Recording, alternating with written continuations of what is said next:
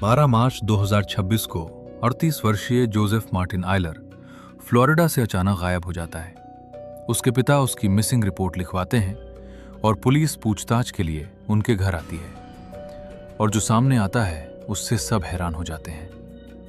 Hello guys, I am Pradeep और आज का केस है जोसेफ आयलर मर्डर के बारे में।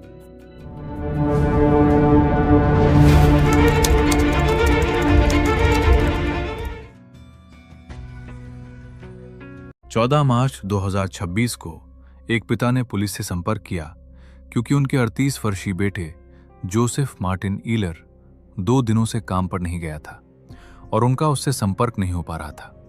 पिता अपने बेटे और बेटे की गर्लफ्रेंड 32 वर्षीय एशली ओटेरो एवरेट के साथ उसी संपत्ति पर रहते थे।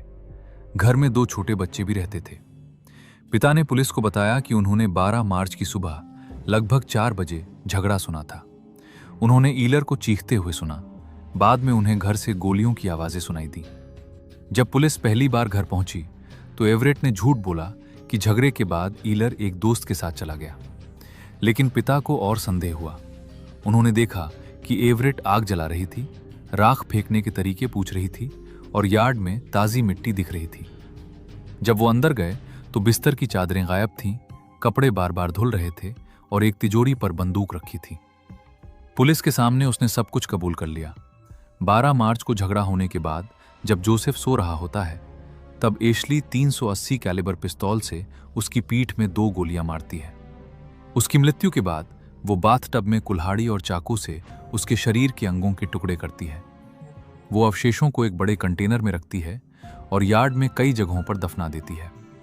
वो सबूत मिटाने के लिए कई दुकानों से सफाई की चीजें खरीदती है। वो बार बार कपड़े धोती है और बिस्तर की चादरें हटा देती है।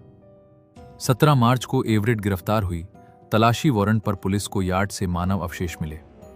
उसी यार्ड में एक स्टोरेज बॉक्स पर स्प्रे पेन से लिखा था, जो आई लव यू।